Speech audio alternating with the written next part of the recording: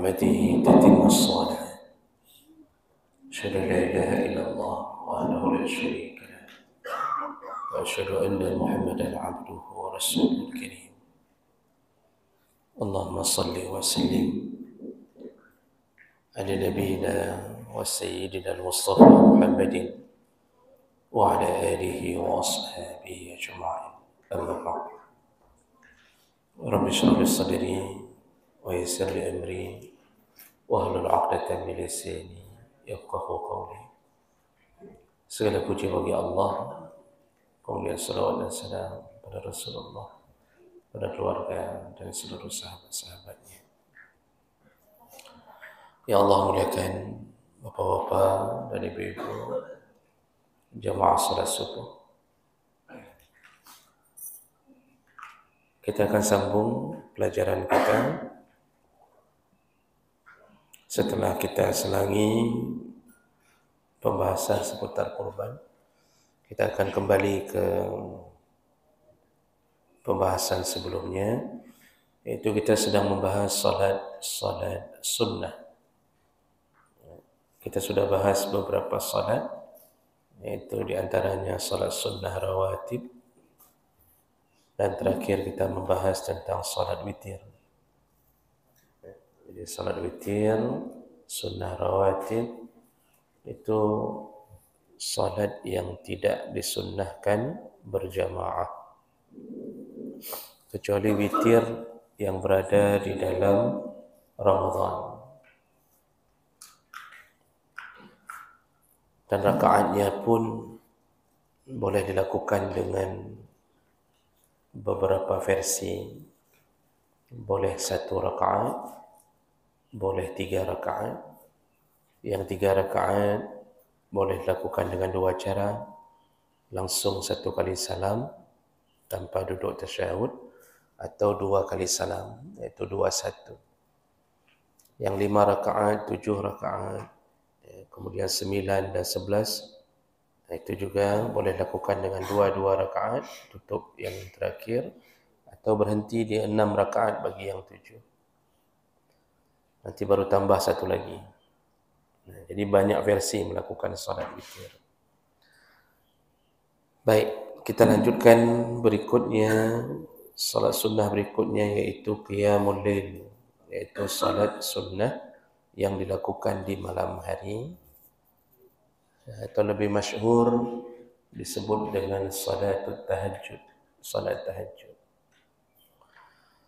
Jadi tahajud itu bahagian daripada qiyamul lail. Qiyamul lail itu lebih umum, karena di malam hari boleh melakukan salat macam-macam. Boleh tahajud, boleh salat hajat, boleh salat tasbih, atau apa saja. Nah, tahajud adalah salat yang menjadi bahagian qiyamul lail, dan itu yang paling masyhur yang Nabi lakukan. Jadi salat qiyamul lail ini atau tahajud itu salat yang dimuliakan oleh Allah bagi yang melakukannya. Makanya Allah Subhanahu wa taala telah menjanjikan di dalam surah Al-Isra ayat 79, wa minal laili fatahajjad bihi nafilatan lak asa an yab'atsaka rabbuka maqaman mahmuda. Jadi kata Allah, di antara bahagian malam bertahajudlah. Jadi Allah yang suruh tahajud, bertahajudlah. Barang siapa yang sering bertahajud, asa ayyab'atsaka rabbuka maqaman mahmuda, maka engkau akan dibangkitkan oleh Allah dan kedudukanmu adalah kedudukan orang-orang yang terpuji. Jadi ini salah satu kemuliaan bagi yang sering melakukan tahajud, dibangkitkan dalam keadaan maqaman mahmuda, iaitu diberikan tempat yang terpuji. Orang yang bangun di malam hari itu lebih istimewa, karena susahnya bangun di malam hari. Kita ini hidup siang lelah, malam istirahat. Wa ja'alna al-laila ma'asha. Kami jadikan kami jadikan siang wa ja'alna an-nahara ma'asha, kami jadikan siang untuk mencari penghidupan, dan kami jadikan malam untuk istirahat. Makanya orang ketika diberi izin istirahat kadang-kadang lupa kepada Allah. Hanya orang yang benar-benar merindukan surga yang akan memaksa diri untuk bangun sebentar di tengah malam. Makanya salat malam itu salatnya para nabi, salatnya para wali-wali Allah, salatnya orang-orang alim, orang-orang saleh. Buktinya itu salah satunya adalah salat malam. Ya, kalau mengaku alim tapi cokro di tengah malam tidak pernah bangun, itu tidak bisa disebut alim. Kemudian dalam ayat yang lain Allah Subhanahu wa taala menyebutkan bahawa laisu sawa'a min ahli alkitab ummatun qa'imatun yatluna ayatillah ana al-laili wa hum yasjudun. Tidak sama antara orang-orang kafir dengan orang-orang yang ahlul kitab. Ini pujian Allah kepada yang berada di zaman dahulu di kalangan Bani Israel, orang-orang Nasrani sebelum datangnya Nabi Muhammad. Kata Allah tidak sama mereka dengan orang-orang kafir. Orang-orang ahlul kitab itu adalah orang-orang yatluna ayatillah, yang suka membaca ayat-ayat Allah di tengah malam. Wahum yasjudun, dan mereka bersujud. Jadi dari dulu itu dipuji-puji orang yang salat malam. Jadi salat malam itu, habis salat malam, salah satu penggiringnya adalah baca Quran. Jarang kan orang yang baca Quran di tengah malam. Itu penggiring penggiring salat malam itu habis salat seharusnya baca Quran. Lalu dalam ayat yang lain Allah mengatakan ya ayyuhal muzammil qumil laila illa qalila. Wahai orang yang berselimut, bangunlah walaupun cuma sebentar. Bangunlah malam walaupun cuma sebentar. Oh, kalau engkau tidak sanggup bangun sebentar, nisbahu, setengah dari sebentar. Jadi kalau bisa bangun setengah jam, kata Allah, berdirilah di hadapan Allah di tengah malam. Ini Allah yang rekomendasi ini salat. Ya, disuruh betul, dijaga betul sama Allah. Allah tunggu kita di tengah malam. Kata Allah, qumil laila illa qalila. Bangunlah walaupun sebentar. Enggak sanggup sebentar, setengah jam, nisbahu, setengah dari sebentar. Berarti 15 menit lah kita hitung.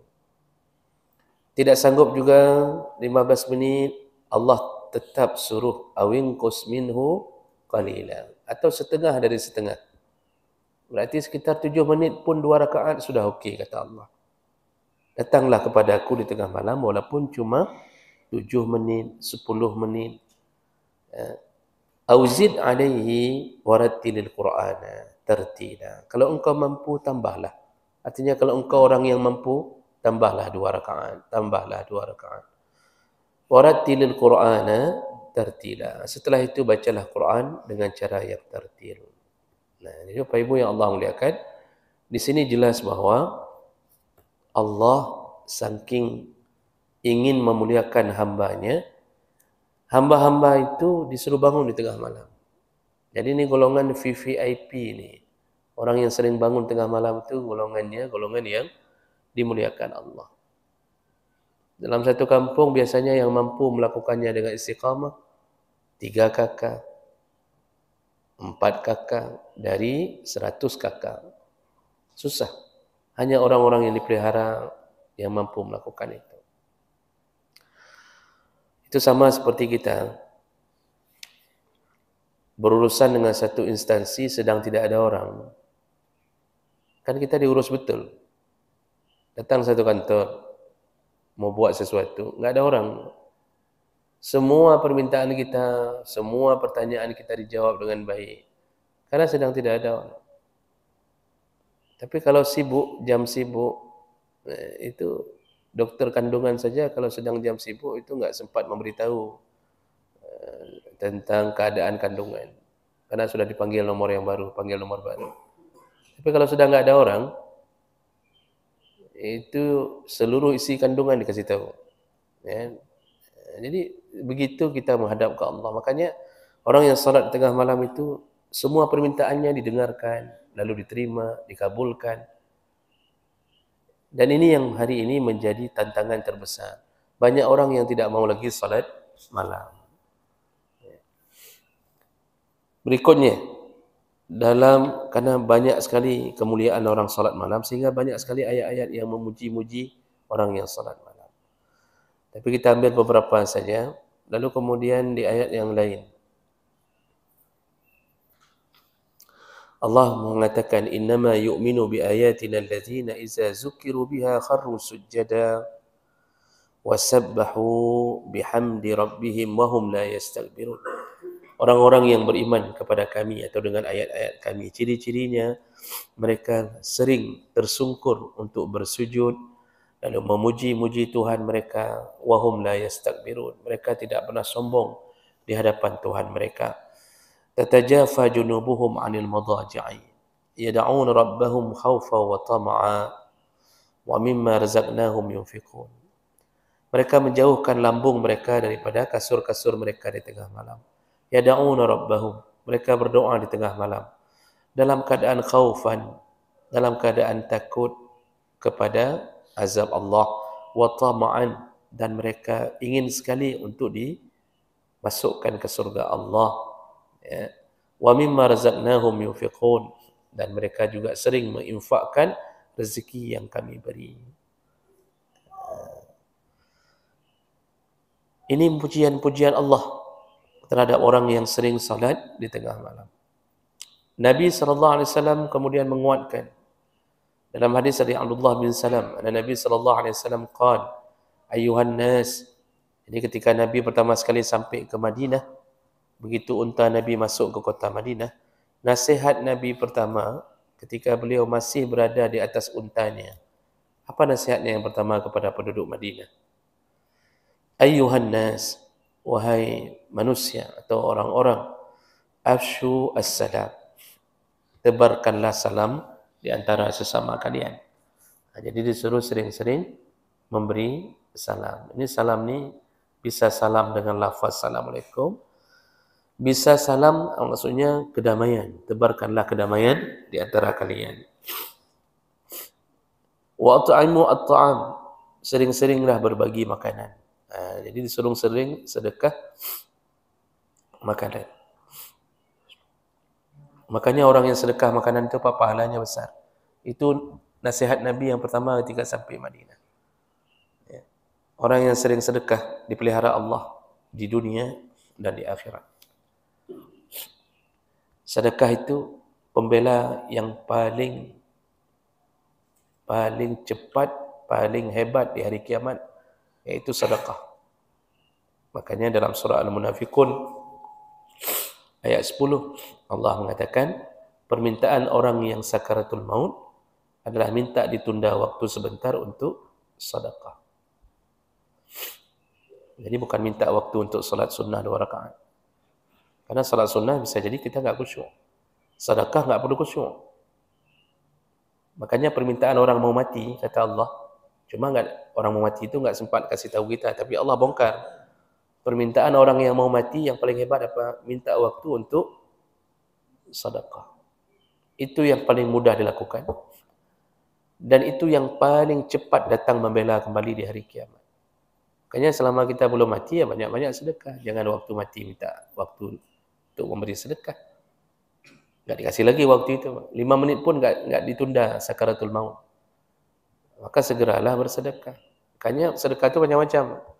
Salah satunya kata Nabi, at-ta'imu at-ta'am. Ini nasihat Nabi kepada penduduk Madinah. Perbanyaklah memberi makan. Boleh kepada fakir miskin, anak yatim, atau bahkan sesama.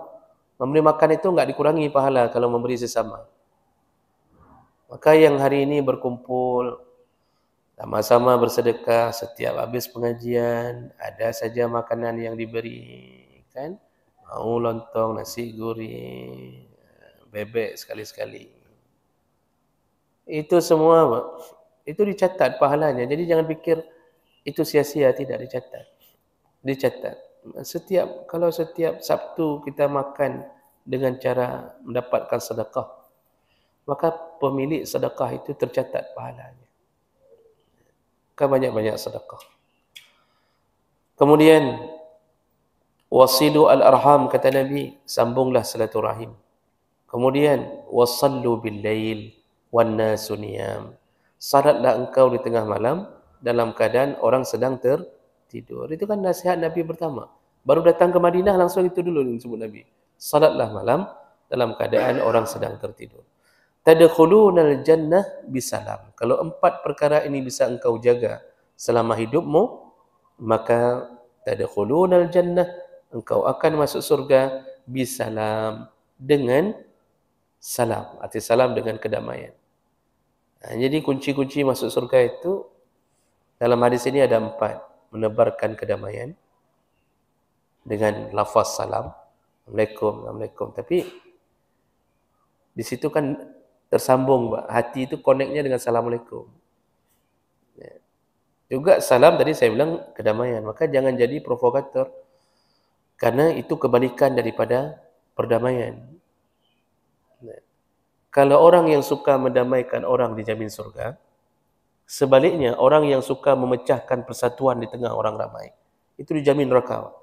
Kalau dia enggak taubat, mati dalam keadaan berhasil memecahkan persatuan di antara sesama, matinya itu dijamin neraka itu. Maka hati-hati bertindak terlalu jauh sehingga memecahkan kehidupan di antara orang-orang yang saling mengasihi. Jadi 4 perkara ini kata Nabi termasuklah salat tahajud masuk surga. Jadi orang hari ini dengar masuk surga, kadang-kadang biasa aja. Dulu sahabat kalau dengar masuk surga, itu terbebut hatinya. Terbebut, melonjak-lonjak hatinya. Rasanya ingin lakukan langsung. Kita hari ini dengar masuk surga, kayaknya biasa aja. Karena kenapa? Enggak terbayang tentang indahnya surga. Kemudian dalam hadis yang lain, Rasulullah sallallahu alaihi wasallam mengatakan, aqrabu ma yakunul 'abdu ayakunu rabbu minal 'abdi fi jawfil lailil akhir. Allah itu paling dekat dengan hamba itu ketika tengah malam. Allah paling dekat dengan hambanya, maksud paling dekat, koneksinya paling dekat. Karena kalau posisi, itu ada hadis lain yang menyebutkan Allah itu lebih dekat dengan kita daripada urat di leher kita. Jadi Allah itu dekat kekuasaannya. Kekuasaannya paling dekat dengan kita. Masalah khilaf apakah Allah di langit, Allah ada di arash, ya, di langit itu harus duduk, itu khilaf, itu hanya tafsiran-tafsiran. Jadi enggak perlu berdebat terlalu panjang masalah itu. Toh kita bilang itu pun kita sebenarnya enggak tahu Allah berada di mana. Tapi Allah itu ada dan dekat dengan hamba. Maka posisi yang paling dekat hamba dengan Allah yaitu ketika tengah malam. Fa in istata'ta an takuna mimma yazkurullah fi tilka as-sa'ah fakun. Kalau engkau mampu untuk menyebut-nyebut Allah atau mengingat-ingat Allah di malam hari, fakun, lakukanlah. Ya. Hadis riwayat Tirmizi, Nasa'i dengan derajat yang sahih. Jadi disuruh oleh Nabi, mau dekat nama Allah, sering-seringlah bangun malam. Dalam hadis yang lain, dari Abi Hurairah, Rasulullah berkata, rahimallahu rajulan qama minal lail fasalla. Allah sayang betul sama seorang suami atau seorang ayah yang bangun di tengah malam lalu dia salat tahajud. Wa aiqadha imratahu, lalu dia bangunkan istrinya untuk salat. Jadi dia tahajud lalu dia bangunkan istri untuk ikut tahajud. Tapi enggak mesti berjamaah. Jadi salat tahajud ni salat sunnah yang enggak disunnahkan berjamaah. Tapi boleh berjamaah kalau dalam rangka mendidik. Boleh. Karena Rasulullah pun ketika pernah salat malam diikuti oleh Ibnu Abbas dari belakang. Jadi Ibnu Abbas tu berdiri sebelah kiri Rasulullah. Masih anak-anak, Ibnu Abbas masih kecil, berdiri di sebelah kiri Rasulullah. Rasulullah sedang salat tahajud ketika sedang berada di rumah Ummu Maimunah, Ummu Salamah. Ummu Salamah itu bibinya Ibnu Abbas. Jadi kebetulan keponakannya ada di situ, salatlah dia ikut belakang Rasulullah. Ketika Rasulullah menyadari bahawa Ibnu Abbas ada di sebelah kiri, lalu Rasulullah mendorong Ibnu Abbas untuk berdiri ke sebelah kanan. Tapi enggak diusir. Itu menunjukkan apa? Salat tahajud itu boleh berjamaah, walaupun dasar hukumnya enggak disunnahkan untuk berjamaah. Lebih bagus salat sendiri. Tapi kalau berjamaah untuk mendidik, boleh. Bangunkan isteri, anak, terbiasa dulu, baru lepaskan sendiri-sendiri. Jadi boleh. Yang jadi masalah adalah enggak ada yang bangun. Itu yang jadi masalahnya. Suami enggak bangun, istri enggak bangun. Jadi enggak ada yang didik. Lalu Rasulullah menyambung, fa'in abad, kalau istri itu enggan untuk salat tahajud setelah dibangunkan, nudiha fi wajhiha alma, siramlah air di wajahnya. Jadi para suami ni, salah satu pendidikan terbaik adalah salat tahajud, lalu kemudian bangunkan istri. Kalau istrinya enggak mau bangun, disuruh siram. Nanti isteri yang jawab, "Ni nah ustaz, ti malam hidung yang siram ji. Pun ada berdoa apa ni?" Jadi disuruh siram menunjukkan apa pentingnya salat tahajud. Kalau enggak penting, enggak mungkin disuruh siram. Karena pentingnya salat tahajud sampai disuruh bangunkan dengan cara agak sedikit maksa, siram. Makanya bapak-bapak ni habis wudu bangunkan isteri. Enggak mau bangun, sediakan pistol air, tembak di wajahnya. Setelah dulu kita menembak hatinya, sekarang tembak di wajahnya. Dan itu harus dibiasakan. Lalu Nabi sambung, wa rahimallah imra'atan, Allah juga sayang kepada isteri, qamat minal laili, yang dia bangun di tengah malam, fasallat, lalu dia melakukan tahajud, wa aiqadat zawjaha, lalu dia bangunkan suaminya. Fa in aba, kalau suami itu enggan, nudihat fi wajhihi alma, siramlah dengan air. Jadi sama-sama disuruh jaga dengan menyiram air di wajah pasangan hidup kita. Cuma saya yakin kalau istri enggak terlalu berani menyiram suami. Kalau suami mungkin berani siram istri karena resikonya kecil. Paling mepep-pep. Iro ni lagi binatang, anak kai ni, siram kau pada tengah malam. Itu paling mepep-pep. Kalau isteri enggak terima. Tapi kalau siram suami, bukan mepep-pep, bisa terbang tu isteri ke jendela.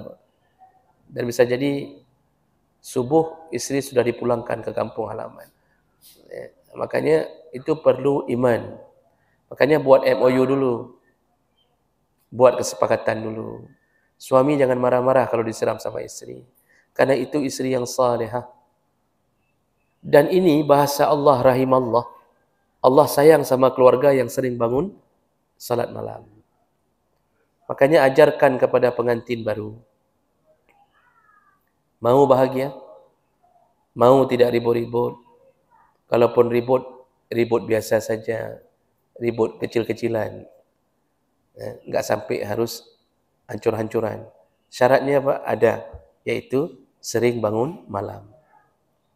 Itu kalau dah sering bangun malam suami isteri, itu semua keadaan dikontrol Allah. Karena tadi bahasa Nabi adalah Allah sayang sekali sama pasangan hidup, sama keluarga yang sering bangun malam. Itu kuncinya. Bangun malam. Ini kayak mana enggak ribut? Suami enggak pernah salat. Bagaimana Allah sayang? Istri juga enggak pernah salat. Apalagi salat malam. Maka dihancurkan Allah.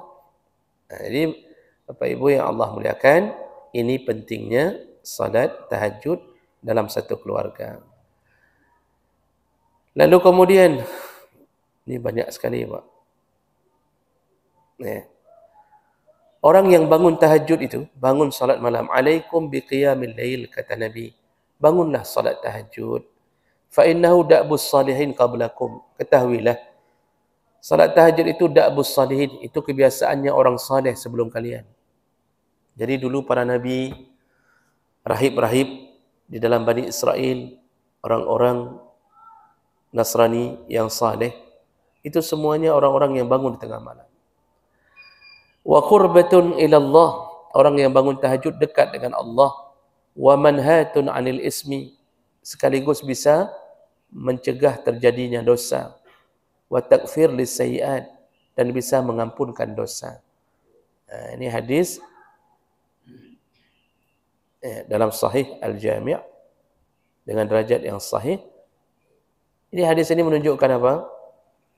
Kita kalau sering salat tahajud terjaga dari dosa, dan kalaupun berdosa Allah mudah ampunkan. Lalu kemudian kata Rasulullah, ni'mar rajul abdullah walau kana yusalli minal lail.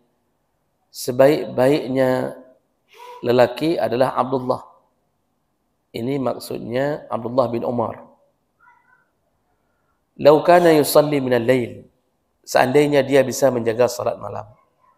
Jadi ini ceritanya apa? Abdullah bin Umar atau Ibnu Umar itu ingin menjadi orang yang terbaik di mata Allah.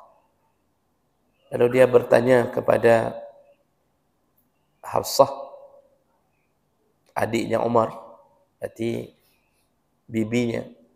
Coba tanya ke Rasulullah bagaimana cara bisa menjadi manusia terbaik. Nah, Ibnu Umar ini masih tinggal-tinggal tahajudnya. Lalu Rasulullah mengatakan, Ibnu Umar, itu Abdullah, engkau pun bisa jadi manusia terbaik seandainya tidak engkau tinggalkan lagi salat di tengah malam. Jadi ini hadis ini menunjukkan apa? Manusia terbaik itu salah satunya adalah yang istiqamah, bangun dan salat di tengah malam. Jadi apalagi Bapak Ibu, semua pujian Allah, semua pujian Nabi itu untuk orang yang sering salat malam. Ya. Itu belum lagi hari kiamat. Orang yang sering salat malam itu diberi cahaya oleh Allah. Ya. Maka ini pelajaran pertama kita tentang dorongan untuk salat malam. Yang belum pernah, paksalah. Jadi pasang jam weker, paksa. Yang sudah sering, peliharalah.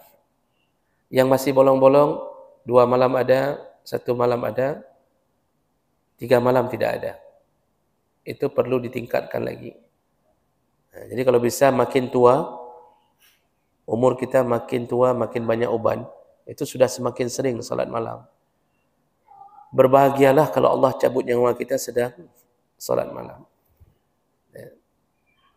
Ini harapan kita bertemu Allah sedang menghadapnya. Nah, kemudian kapan waktunya? Salat malam itu sudah pasti waktunya mulai berlaku, yaitu min awwalil lail wa wasatuhu wa akhiruhu. Disebut salat malam dimulai dari awal malam, lalu pertengahannya atau akhir malam. Ya. Nah, di antara, jadi awal malam itu maksudnya awal larut malam. Itu setelah salat Isya, itu sudah masuk malam, tapi belum larut. Yang dimaksud qiyamul lail adalah salat ketika larut malam. Nah, waktunya ada 3. Boleh di awal, boleh di pertengahan, boleh di akhir. Namun di antara pilihan waktu itu, yang paling afdal yang mana? Yustahabbu qiyamul lail fi sulus al-akhir. Paling bagus itu di sepertiga malam. Sepertiga malam. Jadi seandainya jam Isya jam 8,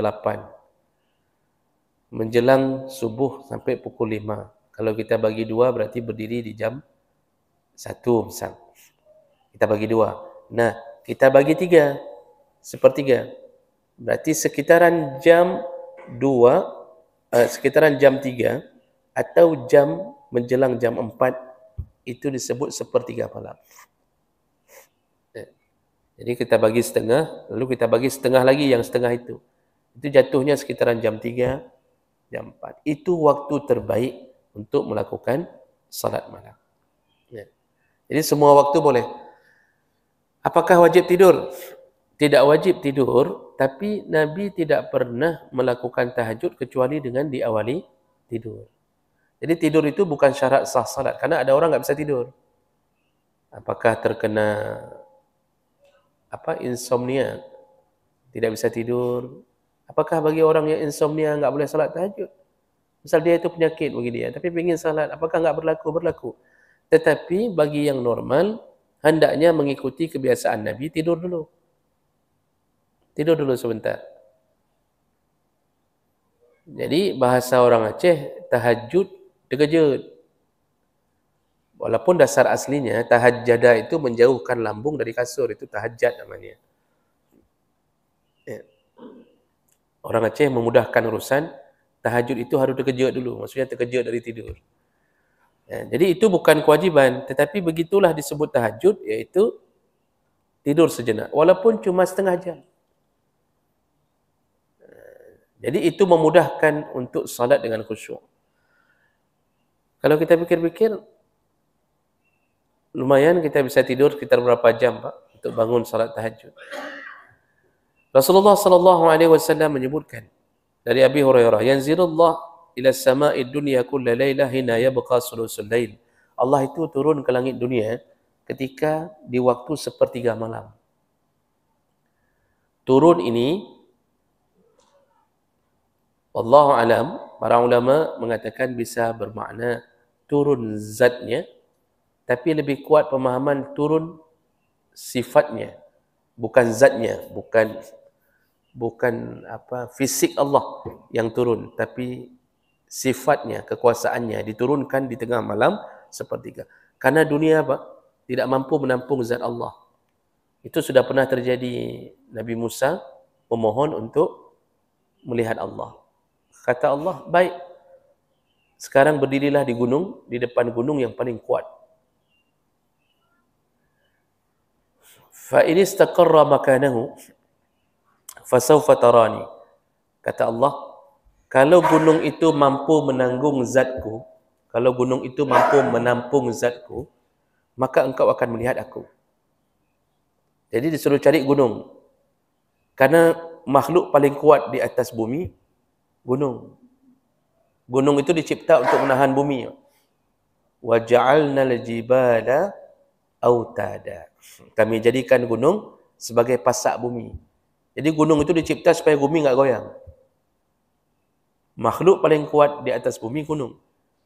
Enggak pernah berubah dari tahun 18 sekian. Gunung enggak pernah berubah, enggak pernah tua, tidak pernah goyang. Kalau dia goyang, goyang bumi. Terjadi vulkanik. Maka dia suruh berdiri di depan gunung. Kata Allah, kalau dia sanggup tampung, engkau melihatku. Apa yang terjadi? Ketika Allah mulai menurunkan zatnya, jadi Allah turunkan, belum turun zatnya, gunung hancur lebur, tidak mampu menanggung zat Allah. Itu kenapa? Karena Allah itu punya sifat akbar. Maka kita selalu menyebut Allahu Akbar. Akbar itu tidak ada yang lebih besar daripada Allah. Ahli Tauhid, Ahlul Aqidah mengatakan akbar itu sifatnya besar, zatnya besar. Jadi zatnya melampaui seluruh yang ada dari makhluknya. Makanya ketika kita membayangkan Allah sebesar sesuatu, itu enggak benar. Allah itu melampaui apapun. Melampaui apapun. Hanya diizinkan melihat Allah bagi mereka yang diberi kelebihan ketika sudah masuk surga. Itu diberi izin untuk melihat Allah. Jadi Allah turun, sifatnya, kekuasaannya turun di sepertiga malam. Fayaqul, lalu Allah berkata, Ana al-Malik, akulah raja. Ana al-Malik, akulah raja. Jadi di tengah malam itu, Allah mengatakan, akulah raja. Di saat semua raja-raja sedang tertidur, di situ Allah mengatakan, lihat raja-raja yang lain lemah semuanya. Akulah raja. Manil ladzi yad'uni, siapa yang berdoa kepadaku di jam ini, maksudnya sepertiga malam, fa astajib lahu. Kukabulkan semuanya. Wa manil ladzi yas'aluni fa'utihi. Yang meminta sesuatu dariku, maka kukabulkan permintaannya. Wa manil ladzi yastaghfiruni fa'aghfiru lahu. Semua yang memohon ampun kepadaku di tengah malam, ku ampunkan semuanya. Fa'aghfiru lahu, ku ampunkan. Hatta yanfajir al-fajr. Dan terus Allah menunggu-nunggu dari sepertiga malam sampai datangnya fajar. Sampai datang subuh. Jadi, ini hadis riwayat Muslim. Inilah kesempatan yang terbesar orang-orang yang bangun malam. Apa yang dia minta diberi. Dia mohon ampun diberi. Dia berharap apa Bapak Ibu? Mintalah di tengah malam. Oh, kita belum diberi istri, minta istri. Berdiri di tengah malam. Yang sudah punya istri, jangan minta lagi. Ya, selesaikan dulu dengan yang satu itu. Lalu kemudian yang belum punya anak, misal contohnya, itu kekuasaan terbesar ada di tengah malam. Yang punya penyakit tidak kunjung sembuh, mintalah di tengah malam. Allah sudah janji. Ini hadis ini menyebutkan Allah sudah janji. Apapun yang engkau minta, kalau engkau berada di sepertiga malam, ku kabulkan. Minta rezeki supaya berkah. Minta ini, minta itu. Mintalah di sepertiga malam. Ku kabulkan, kata Allah. Tapi kemudian ada yang komplain. Ustaz, saya sudah 10 tahun saya salat tahajud. Saya minta anak, minta ini. Tapi enggak diberi oleh Allah. Nah, itu makna yang belum kita pahami. Allah mengabulkan bukan bermakna Allah mengabulkan sesuai dengan keinginan kita. Allah kabulkan sesuai dengan keinginan Allah. Itu yang harus dipahami. Jadi bukan semua yang engkau minta aku kabulkan, tapi semua yang engkau minta ku kabulkan menurutku. Kalau ku anggap itu baik, ku kabulkan. Kalau ku anggap itu tidak baik untukmu, tidak aku kabulkan. Jadi dikabulkan dengan cara yang lain. Makanya jangan sedih. Sudah berpuluh tahun salat tahajud, kok enggak sembuh-sembuh? Allah sudah kabulkan doa kita itu. Cuma menurut Allah, engkau kalau sembuh, engkau nanti sombong lagi. Engkau kalau sembuh, engkau nanti akan melakukan kezaliman lagi kepada manusia. Maka disambung oleh Allah. Disambung sakitnya, Pak. Sampai mati sakit walaupun tahajud. Itu maksud Allah, ku kabulkan permintaanmu dengan cara ku berikan surga setelah engkau meninggal menghadapi sakitmu. Makanya pengabulan Allah itu enggak mesti sesuai keinginan kita. Tapi diseleksi oleh Allah. Ini bagus enggak untukmu? Bagus enggak untukmu? Kan cuma Allah yang tahu bagus atau tidak bagusnya. Minta kaya. Habis kaya, enggak pernah nampak di masjid. Sebelum kaya, muazzin dia, Bilal dia. Begitu kaya, ana ada ni. Sibuk sana, sibuk sini, enggak pernah nampak. Maka Allah enggak kasih kaya, dia kasih sederhana saja. Padahal kita salat tahajud minta kaya terus-terusan. Itu bukan Allah enggak dengar. Allah sudah dengar. Cuma Allah seleksi. Ini kalau aku beri kaya, engkau menjauh dariku. Makanya ada orang yang kadang-kadang salat tahajud belum juga diberi anak. Jangan sedih. Allah akan siapkan itu semua di surga.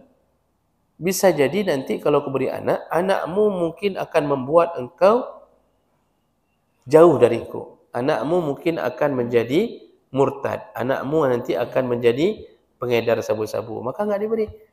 Jadi tawakal saja dengan semua yang Allah berikan. Nah, itu pengabulan Allah begitu. Begitu cara Allah kabul. Kayak kita juga, Pak. Anak kita minta dibelikan HP. Minta beli HP. Mak HP lah. Kita sudah dengar doa dia. Itu permintaan dia sudah dengar. Cuma kita seleksi. Kalau kita beli HP, hancur hidup dia. Udah, terus-terusan dengan HP, lihat gambar porno. Ya, akhirnya kita bilang, enggak mau kasih.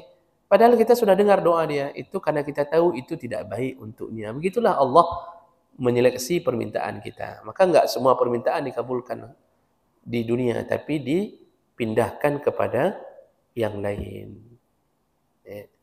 Jadi Bapak Ibu yang Allah muliakan, yang pasti Allah kabulkan. Cuma dengan cara Allah Subhanahu wa ta'ala. Makanya kalau minta yang baik-baik. Ya. Kalaupun enggak dikabulkan di dunia, maka tetap baik di akhirat. Baik, lalu kemudian yang terakhir hadis dari tadi mau saya tegaskan dulu sedikit lagi. Jadi waktu terbaik itu sepertiga malam.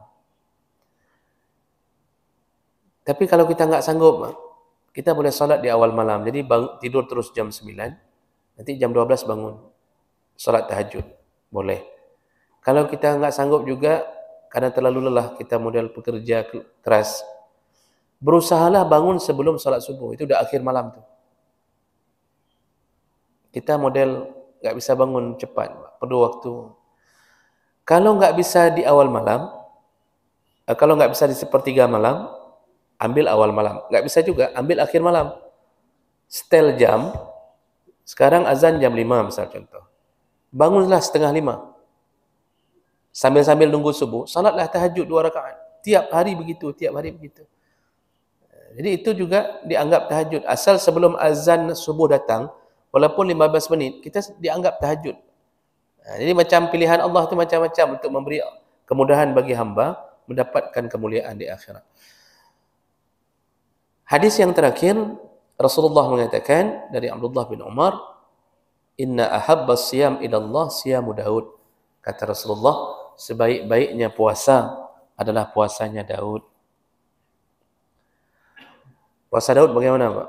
Yaitu nanti dijelaskan di ujung, puasa sehari, berbuka sehari. Jadi Daud itu selang-seling. Dan Rasulullah merekom kembali untuk melakukan puasa Daud. Jadi puasa Daud itu direkomendasi kembali oleh Allah, boleh dilakukan oleh umat Muhammad. Sehari puasa, sehari berbuka. Sehari puasa, sehari berbuka. Cuma begini, Pak, bagi yang sudah melakukan puasa Daud, itu baru disebut puasa Daud kalau dia istiqamah. Jadi bukan model setahun sekali ngambil seminggu puasa Daud. Senin puasa, Selasa enggak puasa, Rabu puasa. Lalu dia bilang, lu puasa Daud. Enggak, puasa Daud itu, karena Nabi Daud itu puasanya sepanjang hidup. Jadi bukan seminggu. Jadi kalau ngambil puasa Daud, ya sudah istiqamah puasa Daud. Dan sebahagian ulama mengatakan, kalau kita sudah langgeng dengan puasa Daud, maka fadilah-fadilah puasa lain itu sudah di bawah puasa Daud. Kecuali Ramadan. Jadi Senin Kamis pun kita enggak peduli. Kan kalau kita hitung 7 hari, Pak, bisa enggak kena Kamis tu. Bisa enggak kena Senin. Ketika kita hitung puasa Daud, nanti kenanya hari Minggu, kita puasa Daud. Senin kan disuruh berbuka, jangan puasa. Kemudian Selasa mulai lagi. Nah, apakah Senin itu disuruh puasa, mengambil fadilah Senin? Sebagian besar ulama mengatakan enggak usah. Kalau sudah puasa Daud, ikuti aturan puasa Daud. Selangi saja Seninnya. Nanti selangi saja Kamisnya kalau memang kapan-kapan Kamisnya kena hari yang berbuka. Karena tidak ada puasa sunnah yang lebih hebat daripada puasa Daud. Kan Rasulullah mengatakan, puasa yang paling dicintai Allah adalah puasanya Daud. Makanya itu enggak peduli lagi itu kalau sudah kena Zulhijjah pun, ya, itu tetap puasa Daud kalau bagi yang istiqamah. Tapi bagi kita yang dilhab-lhab bro, ya, model-model kambuhan sampah, itu enggak berlaku. Jadi ketemu Zulhijjah, ya puasalah dari 1 Zulhijjah sampai 9 Zulhijjah. Tapi orang yang sudah sering puasa Daud itu bisa terus ikut sehari selang. Karena itu puasa paling dicintai. Zaman hari ini, Pak, susah kita melakukan ini. Karena kita bebannya beda. Beban SKS-nya beda. Beban ngajar beda. Jadi ya paling kurang kalau nggak sanggup, ambil Senin Kamis. Atau 3 hari dalam sebulan. Atau tunggu-tunggu fadilah-fadilah puasa sunnah seperti Zulhijjah, puasa Arafah, puasa ini, puasa itu. Tunggu itu aja. Wa ahabbus salat ila Allah azza wa jalla salatu Daud. Dan salat yang terbaik juga yang paling dicintai Allah juga salatnya Daud. Ini salat apa maksudnya? Salat sunnah, cara Nabi Daud salat sunnah. Bukan salat yang dibebankan kepada Nabi Daud yang terbaik. Karena salat semua agama itu disempurnakan di Islam. Sempurnanya agama itu di Islam. Ya. Tapi yang dimaksud di sini adalah cara Nabi Daud melakukan salat. Cara Nabi Daud menjaga waktu salat. Bagaimana cara Nabi Daud jaga waktu salat? Dijelaskan oleh Nabi, kana yanamu nisfal lail. Nabi Daud tu malam dia tidur. Setengah malam dia tidur. Wa yaqumu sulusahu. Dia bangun di sepertiga malam. Wa yanamu sulusahu. Lalu dia tidur lagi sebentar. Ya. Lalu kemudian dia baru nanti melakukan salat subuh. Nah, begitu Nabi Daud. Makanya tadi disebutkan sepertiga malam waktu terbaik. Karena itu juga cara Nabi Daud. Makanya tidur dulu. Tidur nanti bangun. Setel jam supaya bisa bangun untuk solat tahajud. Jadi tergantung niat kita semua. Kalau nggak ada rencana, maka jam waker pun nggak kita setel di HP, Pak. Tapi kalau ada rencana, kita pasti katakan kapegelung.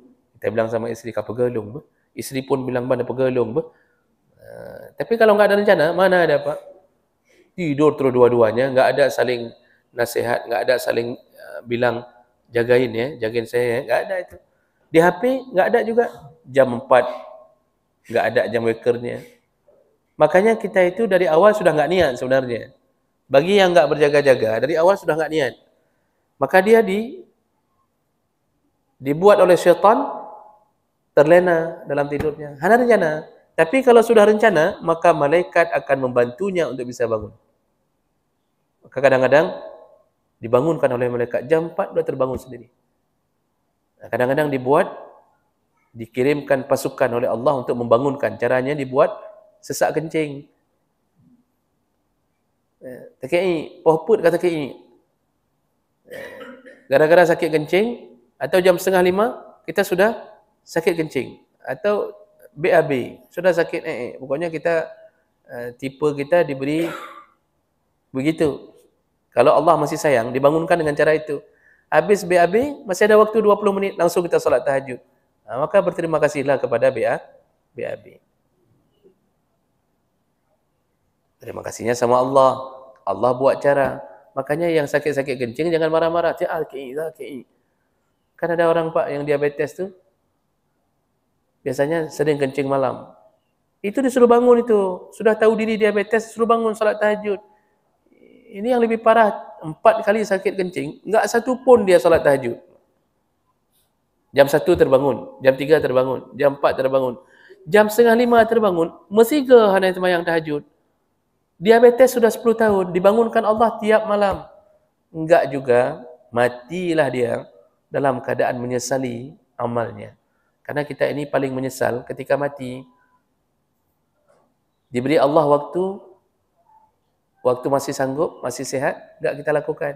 Begitu sudah mati, bermohon-mohon. Maka kan disebutkan oleh Allah penyesalan orang yang sudah mati apa? Mereka mengatakan, ya laitani qaddamtu li hayati. Ya Allah, izinkan kami mengisi hidup kami kembali. Nanti dalam ayat yang lain, an a'mal salihan fima taraktu. Izinkan kami kembali beramal saleh dengan apa yang telah kami tinggalkan dulu. Sekarang semuanya aman, enggak tahajud tidur semuanya. Begitu di alam kubur masukin amal enggak cukup, di situ semua bermohon, ya Allah izinkan sebentar aja di atas dunia. Ya Allah izinkan kami kembali, kalau Engkau bangunkan lagi kami kembali, kami akan tahajud, kami akan duha, kami akan kurban, kami akan ini. Sekarang begitu diberi waktu enggak, kurban enggak ada, tahajud enggak ada, duha enggak ada. Begitu mati, titik urau lagi, ba Allah, enggak ada lagi dikabulkan. Enggak dikabulkan lagi. Maka sebelum itu terjadi, sadarilah diri untuk berusaha bangun tahajud. Jadi harus buat kesepakatan dengan keluarga. Ini kita bangun, enggak boleh kita hidup kayak ini terus-terusan. Ya mana kalau kita mati? Kita aneh, Pak. Untuk urusan akhirat kita enggak berjuang. Urusan dunia yang tidak kehidupan sehari-hari atau memecah belah umat. Memecah belah umat itu maksudnya Ustaz, orang banyak ini bisa terpecah kan gitu. Gara-gara satu orang. Ini yang menanggung dosanya ini kan Ustaz bilang tadi neraka hukumnya. apakah yang pertama saja atau maksudnya model multi level? Mempengaruhi orang-orang jadi orang ikut gitu. Baik. Kenapa saya bilang pemecah belah umat neraka, Pak? Karena Nabi yang mengatakannya. Apa kata Nabi? La yadkhulul jannah an-nammam. Tidak akan masuk surga orang yang mati dalam keadaan belum taubat dari penyakit namimah. Orangnya disebut namam, iaitu pengadu domba. Pengadu domba itu bahasa keren kita provokator. Provokator itu kan adu domba, Pak. Sana bilang begini, sana bilang begini. Pokoknya supaya pecah di antara urusan-urusan persatuan umat. Nabi mengatakan haram. Lalu dalam hadis yang lain, ketika Nabi melewati kuburan, kuda Nabi terloncat mendengarkan siksa kubur. Lalu Nabi mengatakan, dalam kuburan ini sedang disiksa. Makanya kuda yang mendengar siksa kubur terloncat, terkejut. Siapa dalam orang yang di dalam dua kuburan ini? Yang pertama yang tidak bersuci dari kencingnya, la yastanzihu 'anil baul. Maksud enggak bersuci, enggak cebok atau meremehkan kencing, kena di celana langsung bawa tempat salat. Begitu saja, meremehkan. Yang kedua, allazi yamshi bin namimah. Dulu di dunia dia suka memecah belahkan umat, iaitu suka mengadu domba di antara orang-orang. Nah, jadi ini menjadi jaminan enggak masuk surga, kecuali dia tobat dan meminta maaf. Makanya susah, Pak. Meminta maaf orang yang sudah hancur-hancuran, itu susah. Kayak mana meminta maaf? Orang sudah bunuh-bunuhan, sudah saling caci maki, sudah. Kita meminta maaf. Kayak mana kita minta maaf? Makanya jangan dahulukan pekerjaan itu.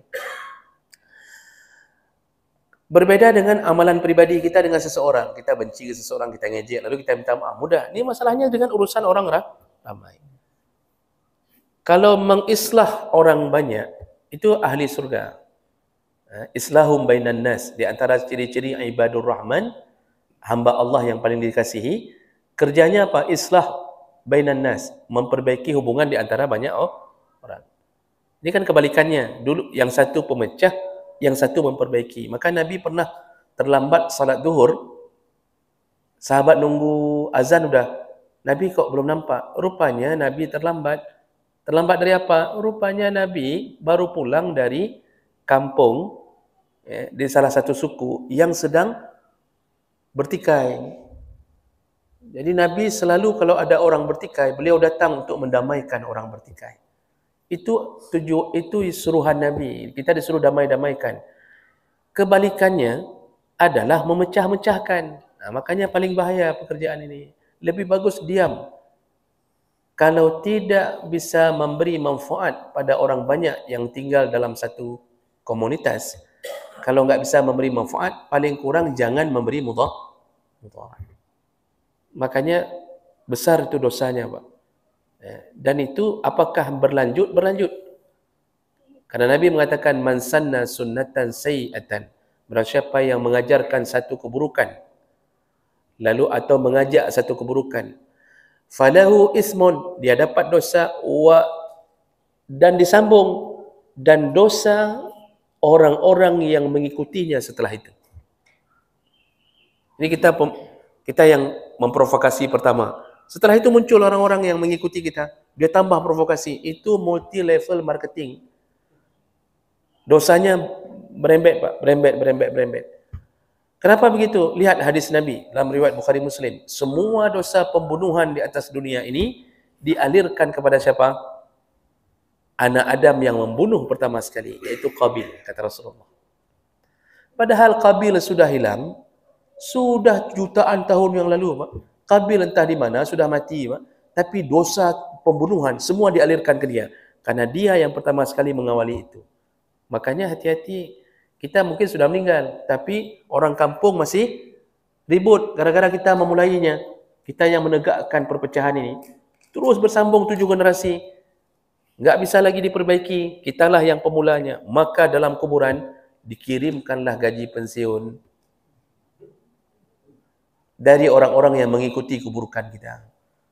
Maka baiknya abutnya, kalau sudah terpecah damaikan, bukan disuruh tambahkan asap. Itu mati dalam keadaan adu domba itu bahaya.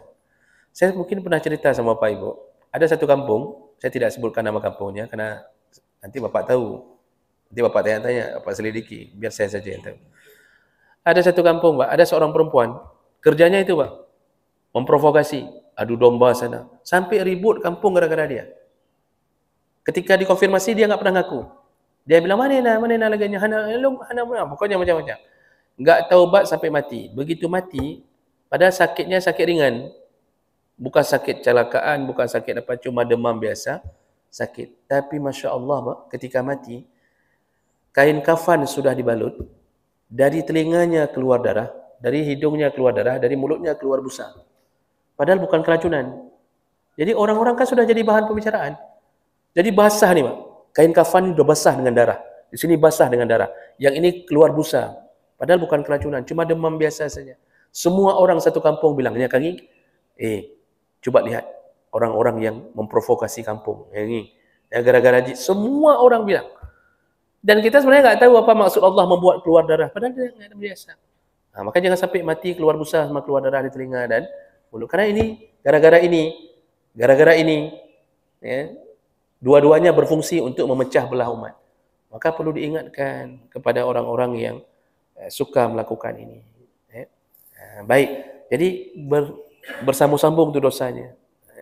Jadi harus segera taubat. Kalau taubatnya dengan orang banyak, berarti kumpulkan orang banyak. Kan capek kumpulkan orang banyak. Belum lagi kita dibuat gengsi oleh syaitan. Keupu ke pebutnya, upu ke pemalai-malai drog. Udah, bertahan sampai mati enggak tobat-tobat. Udah, begitulah. Na'udzubillahi min dzalik. Baik. Karena waktu kita sudah bisa salat ini, kita cukupkan. InsyaAllah kita bertemu kembali di Sabtu yang akan datang. Mudah-mudahan yang hadir Allah catatkan pahala, Allah kirimkan keberkahan untuknya dan keluarganya, dan semoga Allah kumpulkan kita kembali di dalam surganya. Amin ya rabbal alamin. Subhanakallahumma bihamdik, asyhadu an la ilaha illa anta, astaghfiruka wa atubu ilaik. Wassalamualaikum warahmatullahi wabarakatuh.